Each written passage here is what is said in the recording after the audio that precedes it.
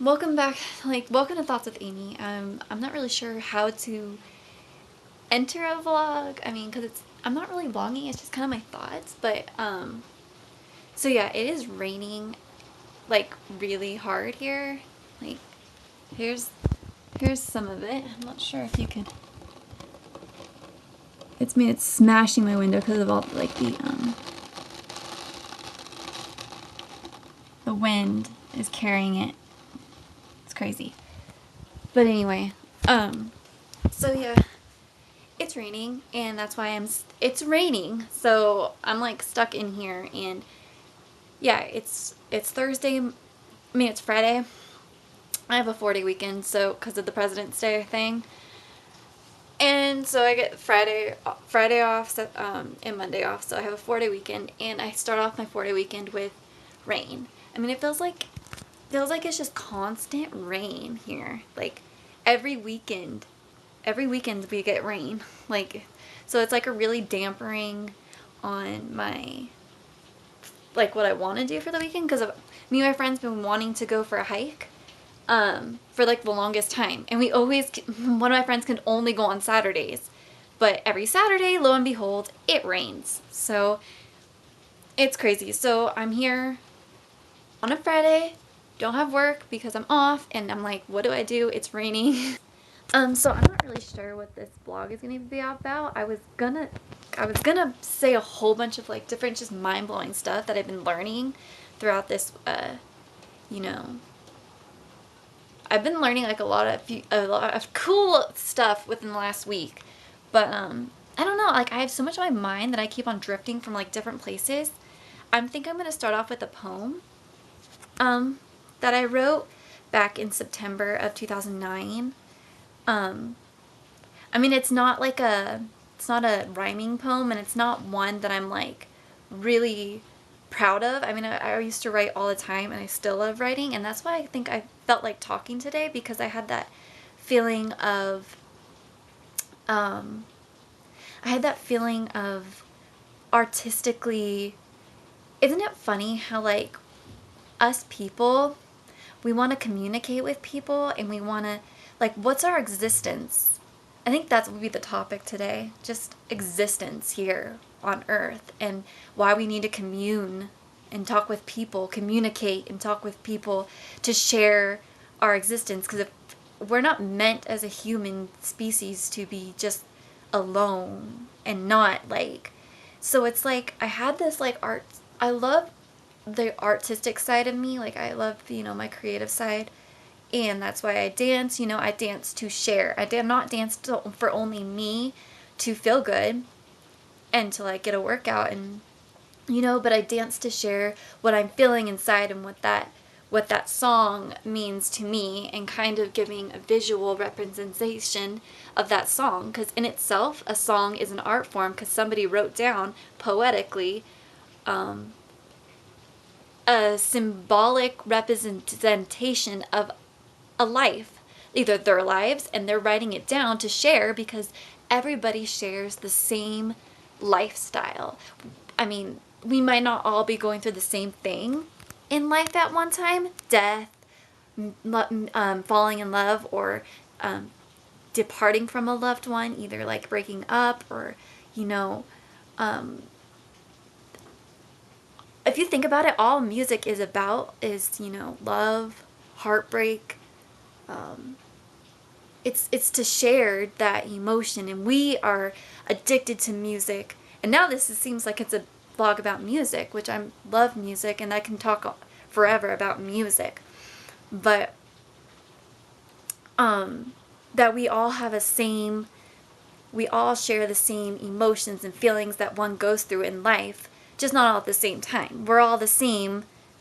We all have the same feelings, and I think people they don't see that, because when they look at someone, they're not seeing themselves, which is also has to do with empathy, which I'm a huge on, is taking seeing somebody's point of view, and trying to understand why that person feels that way, talks that way, acts that way, and is having the feelings they possess at the moment.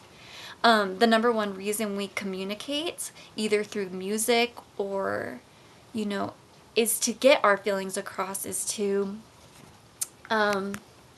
get our feelings across to, I mean, why would we even talk? Language itself is to, it's not just open-ended verbal sound waves coming out and hitting nothing and coming back to us. Why do we talk? We don't talk just to hear ourselves. We talk so that other person can get a mind representation of what's going in our heads. And it's amazing. Language is amazing that you can talk, and when that person talks and that voice goes to their ears, and then their ears it goes to their brain, and then their brain they're actually seeing what you're seeing. Like if you describe somebody a dream that you've had, and then you're talking it out like so, and they can physically see it in their mind, and it's like you just telepathically talk to somebody. That's what I'm really into right now, like brains, like how similar we really are, even though our experiences are different. Once we talk to somebody and we tell somebody that's how, I don't know, like here I am talking to you. Whatever I say will talk, that I'm saying to you is going to, and you're going to hear it, and it's going to be in your brain, and you might take something away from me that you'll hear and remember. It's in your brain and in your experiences after you watch this video. Before you watch this video, you weren't thinking things. Like after you watch this video, your mind is permanently changed for the things and experiences and light bulbs I've hit in your head. I'm causing a new experience in your brain.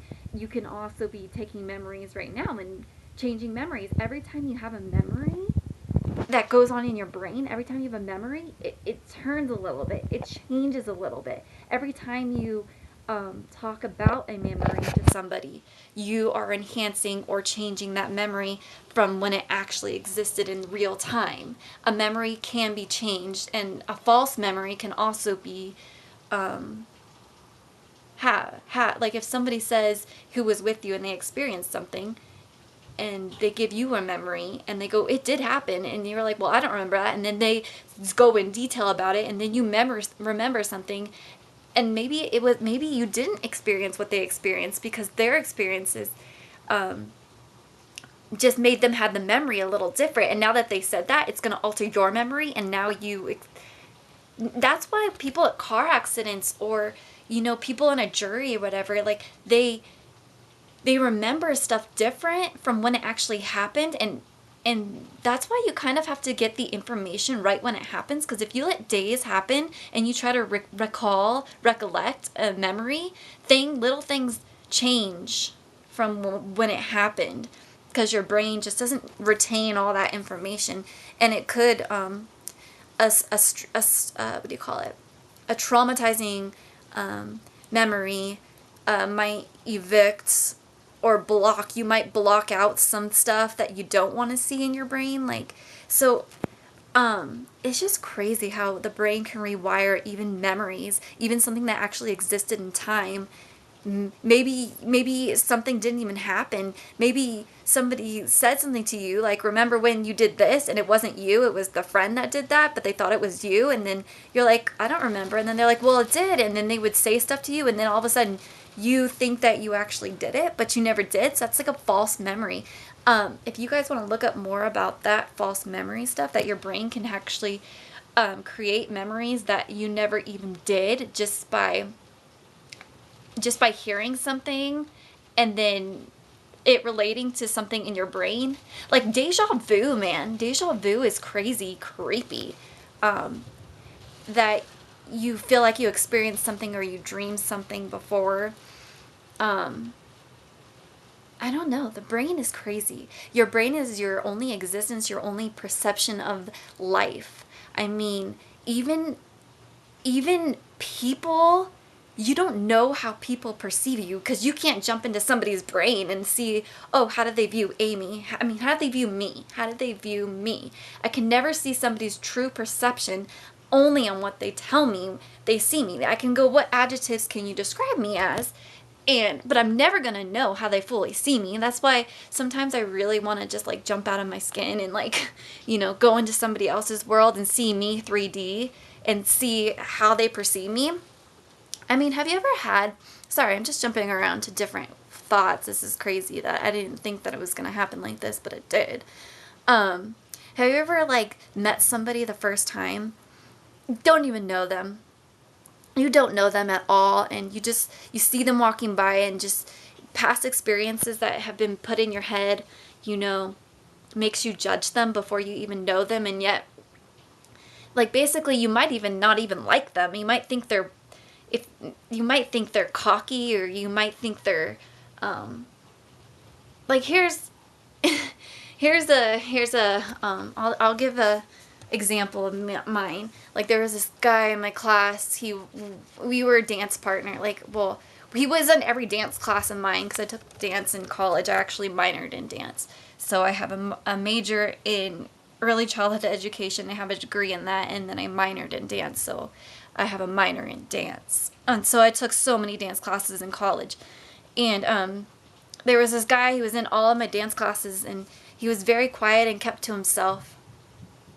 And he would always be in the corner practicing like his waving and popping and locking and going on his head and like spinning on his head, trying to do a head spin, break dance, you know, it's the style.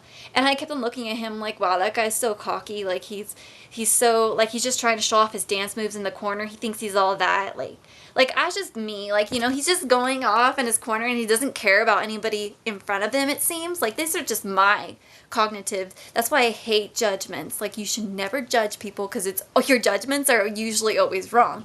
Even though your intuition, I have a feeling that your intuition is different from being judged. It's kind of linked. Intuition and judgmental, you know, is kind of linked, but intuition is just more of a feeling that you get, and judgment is more like of someone dealing with someone that, you know, that you shouldn't be judging other people. And so anyways, I wrote a poem and it's called Misconceptions. So here is it. Okay. Can you honestly believe everything you see? Eyes can be deceiving. Illusions, assumptions, judgments. We see the exterior. What's going on beyond visual conception? A smile can be faked, a face misjudged. A personality may be misquoted. Misconceptions. That bedazzled designer purse? That raggedy old one? What's inside? We won't know unless we take the time to look. Why would we assume what is ever in the designer purse must be good? And in the raggedy one, the one that we has a preconceived idea that it is less interesting than what's ever in the pretty one? What would one choose to look at and in first? Why do we think that pretty is good? Can a criminal never be a model? What is going on the inside? What is it that we cannot see? Ever look in the mirror and feel totally different than the face looking back at you? Do you ever have those days that you feel like you were lost? That you lost who you are? And you don't feel like you. You look like you, but you feel different. It's like you are wearing a mask for the rest of the world to see, fooling those around you, but you know you feel differently on the inside than what they see. What they see is a misconception. Hundreds of thoughts, words, feelings consume your mind. No one will ever know your thoughts. No one can ever know the real you. No one can honestly know just how you feel. Is that person who is smiling really happy? Maybe they are just putting on a face to make an awkward situation more bearable. Why do we laugh at ourselves when we fall? Why do we laugh at ourselves when we fall? Is how we act just a play for the whole world? No one will know how we feel. Will they take the time out to find out? Is that person who is pretty always happy? Can they never feel unpretty, sad, mad, depressed? Is that person you seem to stay clear of all bad? Why not give them a chance? Are they automatically mean, nerdy, bossy, and can never be changed? Or are you just misreading those people? People are people. We all feel. We all carry an outer body that is constantly being judged. Body language is 60% of all our communication. Sometimes what is not said can come out just by the body itself. Yes, the language put on by the body is not always correct. Yes, it can be faked, sometimes unconscious to oneself. We, as people, try to please others. Try to hide that there is anything wrong. Ever get that? How are you? Everybody seems to say, I'm good, I'm fine. But are they really? Are they just saying that because they know that is what you expect you to say? The people leave, you are alone. You are the real you. The one that knows how you feel on the inside. I myself am more than just a picture, so much more than what you see. You know who I am, how I feel, just by seeing the exterior. You don't know, and you don't have to be afraid to approach me. But you will never know just how I feel if you don't put in the effort to take in the time and just ask. Okay, that was a long version. But going back to that situation of that guy in the classroom, that he was always in my dance classes, and the first dance class day, first time I saw him, every dance class he was in like 5 of mine. He'd be like in the corner, showing his dance moves, going on his head, spinning, and I was like, wow, that guy is so cocky, and like he doesn't care about anybody else. He's not talking to anybody else in the room. He's just always to himself. And it turns out that he is a perfectionist. He's a dancer, and he was just learning that year. He basically was just a dancer for a year. And he wanted to take dance classes to, learn. Of course. Sorry, my back hurts. He wanted to take classes to learn, and he was basically always doing that. Always. He was a perfectionist. So in line, in like banks and stuff, he would just be in line. If he was in fast food places, he'd be in line practicing his waving just to get it right. Perfectionist. Like, he wasn't doing it to show off. He was doing it for himself. I mean, he told me eventually. We became like best friends eventually. He would just do it by himself in his room. He said, this is just how I did it. Like, over time, like, I've only been doing this for a year. I love dancing. It's one of my passions. And, I never was going to talk to him because I was kind of thinking that he was so into himself and, like, why does he not care to, like, talk to anybody else? And he's always just showing off his dance moves. But, you know what? I should have took the time and should have said something. But he actually made the first move, and he said, hey, isn't it funny how we're always in the same dance class? And I said, well, if it's something you like, if it's a passion of yours. And then we started talking, and he was not cocky at all. He was kind of shy. He was kind of shy because he was new to the country. And, I told him eventually that, when I saw him, I thought he was cocky. I thought he was, he was totally different than what I thought. Fully thought. So, of course, first impressions are always wrong, because that's your misconception of what you think. Like, if somebody's showing off, you it might not be showing off. They're just, they just have a different style than what you would do. And that's why empathy is such a big thing. That when people react some way, we tend to be like, why are they acting this way, and when people get in arguments, people tend to only well, not me, because I've overanalyzed people. Like, I feel like I'm some psychiatrist now. Like, that was my favorite class in college was psychology. Psychology was my favorite, and then came across was sociology, which was the study of behavior of people in society, and then philosophy, which is the existence and why we are here. Um, but psychology like has always been like my go-to. So like when I first got my psychology book in psychology, like I was like reading it, and I wasn't supposed to read the whole thing, but I was like reading it, and like somebody would say something, I'm like, it sounds like you have this, and I would look it up, and I'd be like, that sounds like you, that sounds like you.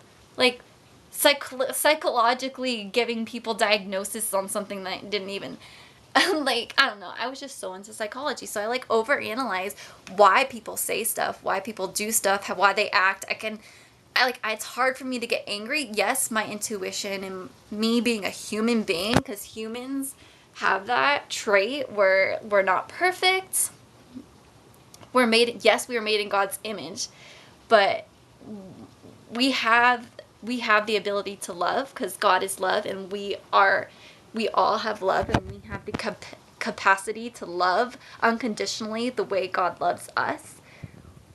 So if you fall in love with somebody, real love, that even if they do something that completely angers you, that completely like, you just see it as an action. You don't not like them. You don't hate them. You just hate the action. And then you pick it apart and you peel apart, why are they acting like this? Why, like, me, I've noticed that I don't even get angry. Like at first I'm angry because it hurts me. I have the feelings of hurt, and every human gets hurt, and when they get hurt, then the evil sister of anger comes out, and anger lashes out and wants revenge, which revenge is something that you want. Well, I can only talk for me. I mean, I'm not other people, but it's something at first you want, and then you realize, that's not gonna do anything, and you start to realize, why did they do this to me? Why did they hurt me? Why did they do this? Like, and then you start to try to take yourself out of your realm, because you know that you would never hurt someone like that, right? You know that you wouldn't do that, because you know your feelings and what you would do. But you're like, well, why would that person do that? Say they won't do something again. Say if they won't hurt you again if they do it multiple times, and you're like, well, why do they keep doing this? Like, is it something like how they grew up, or and then you start like analyzing them. Well, I do. And this is when empathy comes into play, where you try to figure out somebody's feelings. Why did they do this? What was their intentions? And you go back and you take yourself out of your situation, and don't just see why you're hurt right now, not just see why they might have wanted to hurt you, because intentionally, I don't think that intentionally that person did not want to intentionally hurt you, unless it was over revenge, which you would have to do something to make them mad. But if someone hurts you, then you can go back and try to figure out why. Like, what are they experiencing right now? Why did they lash out? Either they were angry at you and they said something to you, but usually when people are angry, they're not, unless it's something you've done. But if they had a bad day and they're just lashing out at you or something, then you think back and you're like, well, why would they be lashing out at you? Or why would they hurt you? Or why, like, what's going on in their lives? So then you would have to take yourself out of the situation and figure out what's going on in their life. What are their feelings? What are they scared of right now? What's on their mind? Why is it, and then I overanalyze and I go overboard. So it's like I never fully, this is my fault. This is like one of my downfalls. I feel that I try to please everyone, and I try to make a good impression, and I try to always see the good in people, because I know that there's good in everybody,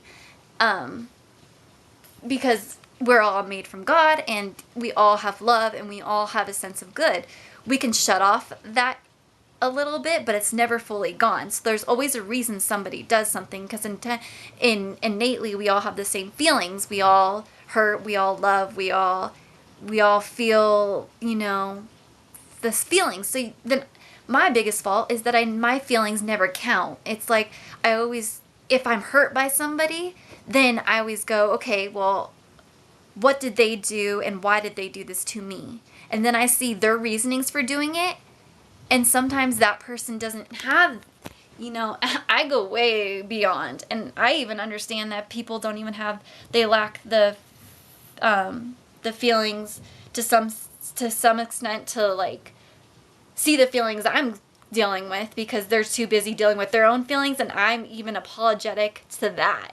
Like, my feelings don't matter, and which sucks because they do to me, but it's like I don't put it on people as a fault of theirs per se. Like, I don't know how to explain it, but I don't um I always understand why someone's angry at me, or why they hurt me, or why they, like, I always realize, like, I realize why you did that. And then it comes out like I'm saying it to them. It's okay that you did that in a way, but it's not, because it's hurting my feelings and you already said you wouldn't do it type deal. And I don't know. It's just a fault of mine that I overanalyze and I overgo into empathy. But it's something that people need to realize, that it's not just all about you and what you perceive yourself as, but you have to realize that other people had different experiences than you growing up, and they're gonna view the world a different way, and they're gonna see other people a different way, um, and that's why some people are racist. They're not meant, like, they're not. I don't know. They're scared because something happened to them previously, and like some people are less racist because of where they grew up, and or I don't know. It's just this huge thing, and I'm going off topic. And what I really wanted to bring it to was, the misconceptions of people, and basically how we grew up, and our own experiences, our own perceptions on life, on different people. Like, we can never really know what a person feels, because we can't physically. Yes, we can go into empathy and we can try to figure out what they're feeling, but we never experienced their life. We never were born into their life and experienced every little person they met along the way, every little hurt, so we can try to understand. That's my big thing. Try to understand where they're coming from, and not just label it from your perspective and see it from your perspective. Try to take yourself out of your shoes and put them into them and try to understand them. So every part of your existence that you're looking around, that you're seeing people, is changing your perceptions, and every person that you see, is viewing their life differently. And even I can never know if it goes back to this thing I whole started, where I wish I could take myself and put it into somebody and see how they view me, because I can never know how someone views me, the Amy I am, because we're all different people to every different person. You do know that? Like, yes, my biggest thing is be yourself always. Always be yourself. Act the same way to everybody. Because that's where another biggest fault of mine was, I used to be shy, and I wouldn't say what was on my mind because I was too scared that what I would say was stupid, or like, because I felt like I lacked experience in life. I was so sheltered in life that I felt stupid, and if I felt like I asked a stupid question or did something a stupid way, or tried to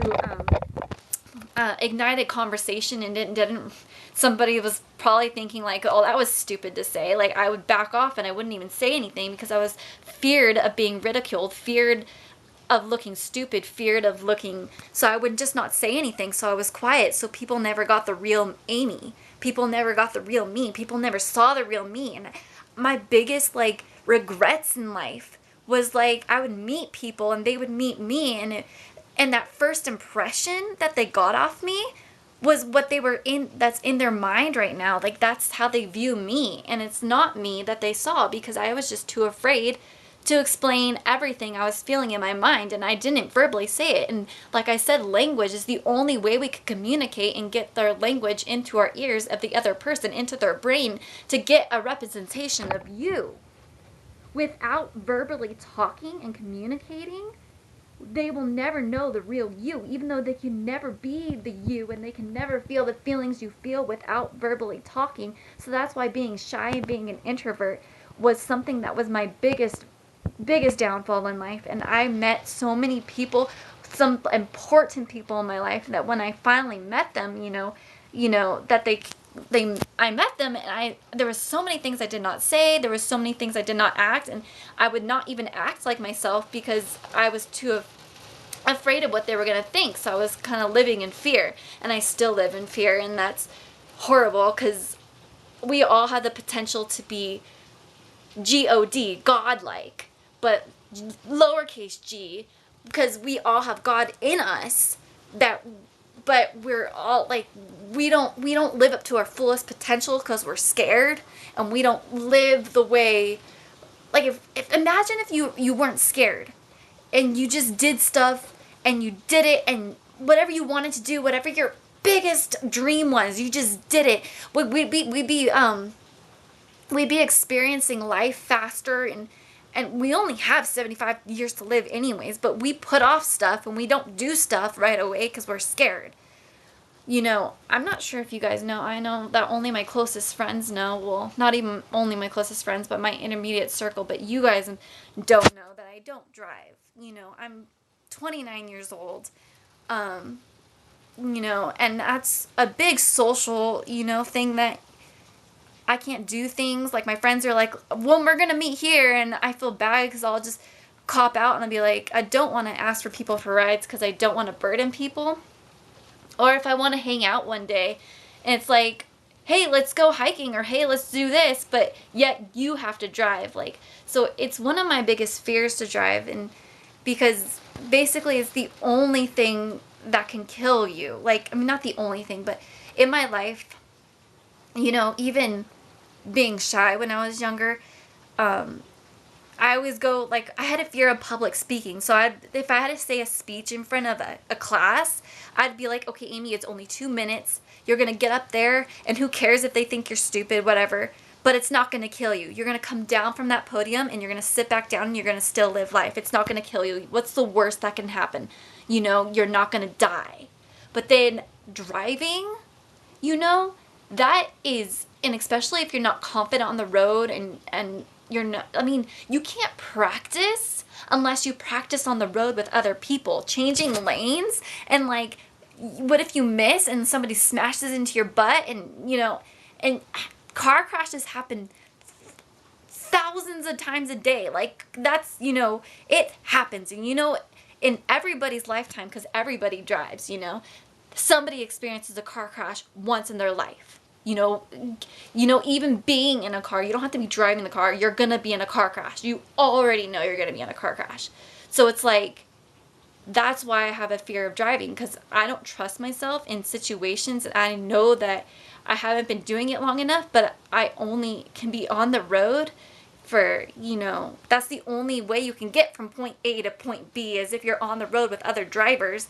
And I don't trust myself enough to know how to react in all situations. And I know if I don't do, like, that situation can go wrong and I can die. It's a metal death machine. And it's something that terrified me for years. And every year I try again and again and again, and I never want to go behind the wheel with the instructor because I don't feel I'm ready.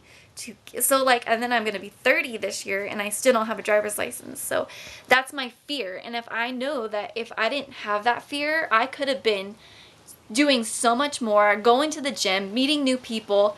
Like, basically, if you don't drive, it hinders your freedom. Like, basically, like, I'm here sitting in a room alone, It's like, what can my life be like if I was out, meeting other people, and then meeting other people, and then it's like, your life can be so much different without fear. If you didn't have that fear of whatever fear you have, everybody has a fear, how much further in life could you go? We all have this potential in us to be crazy like, I don't know if you've seen those videos where humans are awesome, it's called, like, whatever. Humans can do flips, and they can do parkour, and if you're afraid of heights, you can't do that. Or how come only certain humans have talents, you know? Everybody has the same limbs. Everybody has the same, we can all do that flip if we wanted to. I mean, if we were able, if we had the legs, you know. We can all do that flip, but we all don't do that flip. Why? Because we're scared. Some of us are scared. I'm afraid that I'm gonna go on my neck and break. So people don't do flips. It's just the extraordinary. They call it extraordinary people, but they're not. They're just regular people. But we all fear different things, and it's like, if we didn't have that fear, can you imagine where we would be as humans by now? Like, we have so much potential, but we are restricted by our fears. Okay, that was crazy off tangent. Now, okay, let me go back to people and their perceptions of us, and we can never really know how people view us. We can never be completely sure of how someone thinks about us, because like I said, and I went off tangent.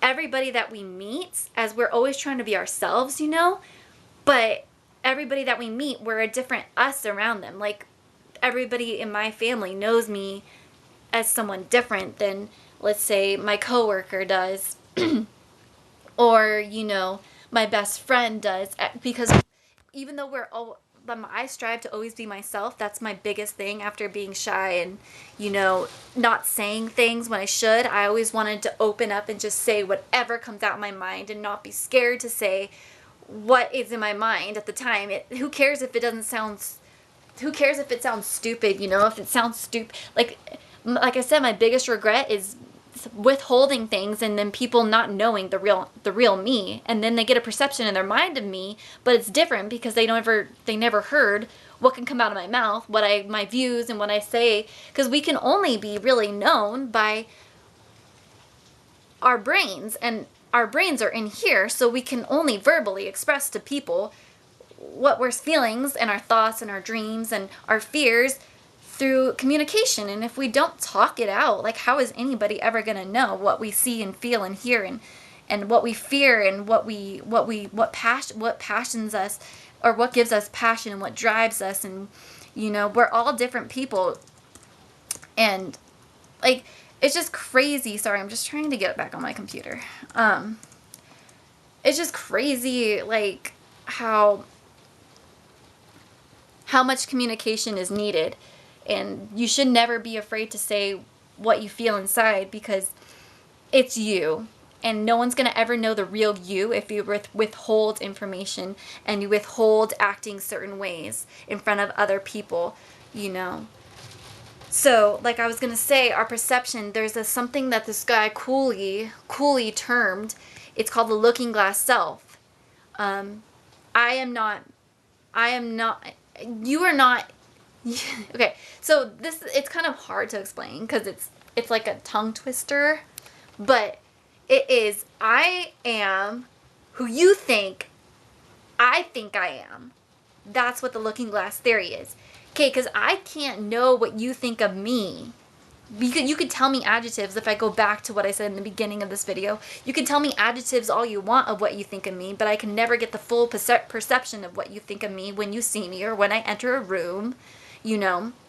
And everybody views you a different way, because even though you're always yourself around people, you might not be the full you to everyone, because you have the different comfort level in front of different people, depending on if you know them longer, or, you know.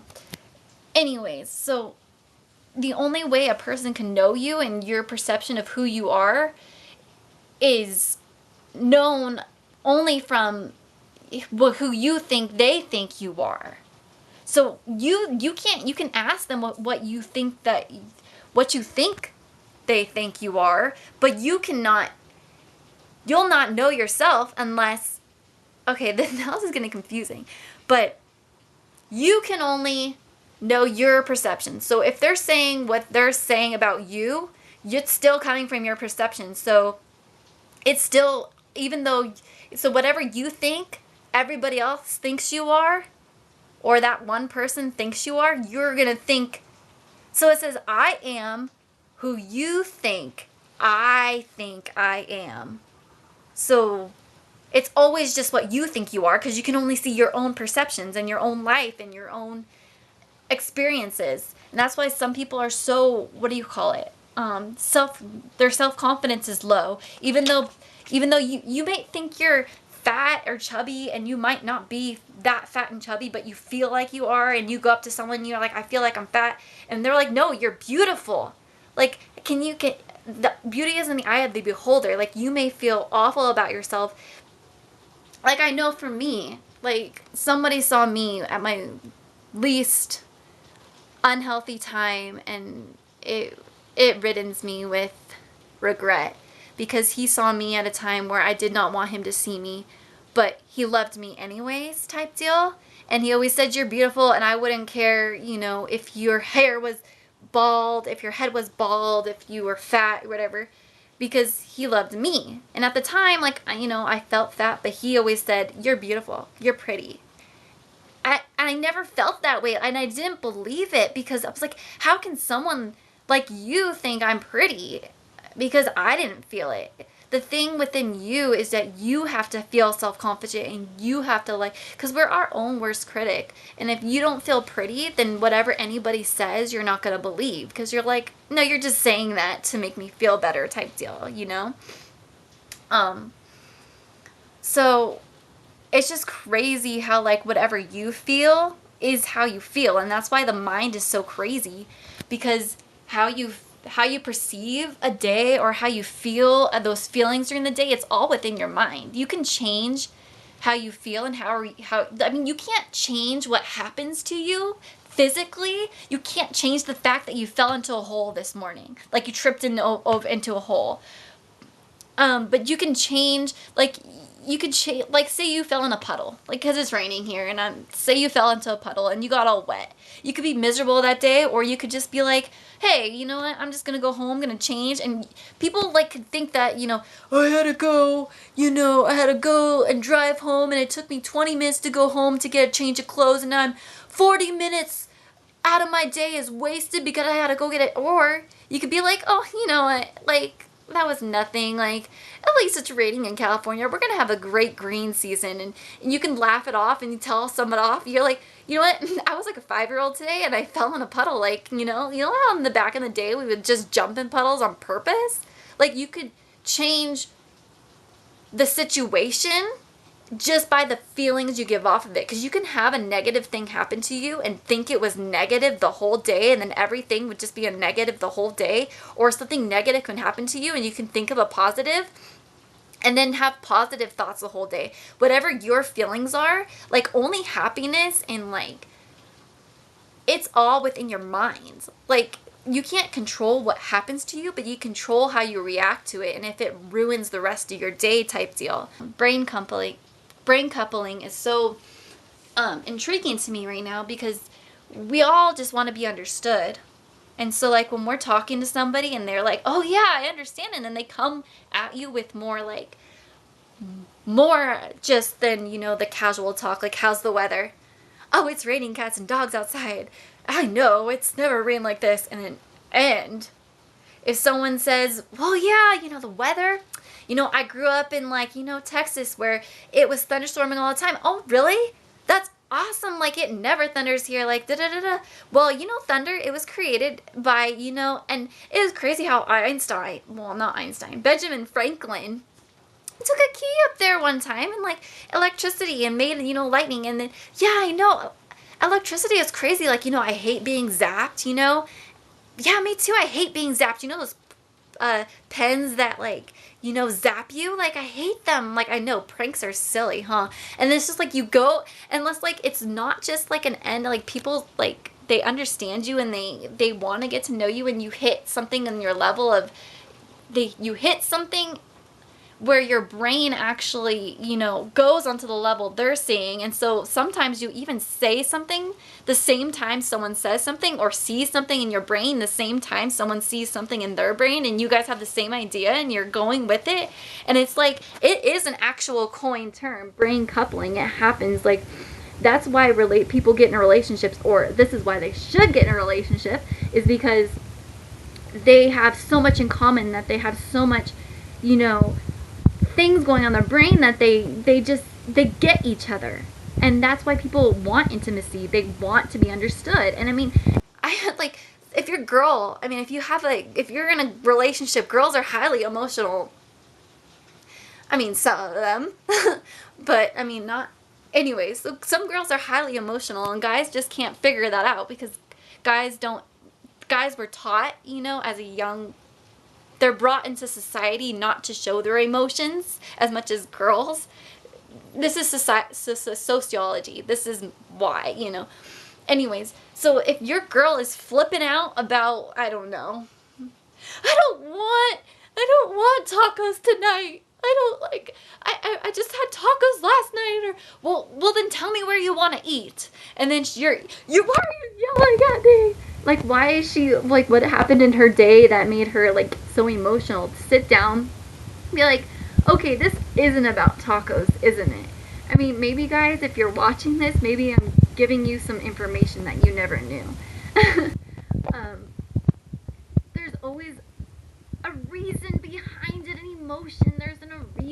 There's a reason behind someone feels some way. There's a reason why someone's yelling at you. There's a reason why someone is ignoring you and not talking to you. There's a reason that they're not saying something. There's a reason behind it, that it's on their own experience. It's not about you, the person that they're yelling at right now or they're ignoring right now. You're not doing something wrong. Camera died on me in the middle of saying so I'm just going to close it out by saying we all want to be understood, and our perceptions of other people are only our own perceptions. So we need to take the time out and talk to people and try to understand them. Anyways, I'll end on that because it's probably going to die and I have a lot to edit out because that's way too much talking. But when I get in a mood, I just start talking, I guess. So yeah, it's still raining pretty crazy out, but anyways, I hope that got some of your brains working, and hopefully before you judge next time you'll think and maybe try to get to know the person. I mean, you don't even have to, but notice yourself judging someone and be like, okay, maybe they're not really like that. Just, yeah. Because in the end, we all want to be understood. Anyways, bye guys.